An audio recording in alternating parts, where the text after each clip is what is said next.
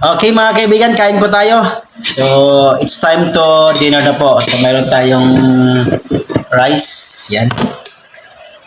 Wala pang bawas to. Yan, kunti lang kasi medyo gabi na rin. So, meron tayong ulam dito na dilis. Ito yung pang dessert na pakwan. Meron tayong pansit. Pansit, yan. Ito yung dilis. Masarap yun.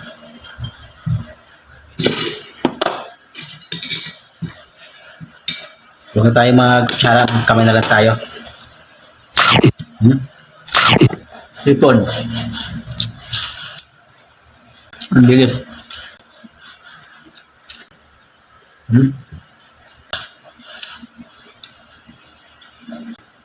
Avanse. Dom.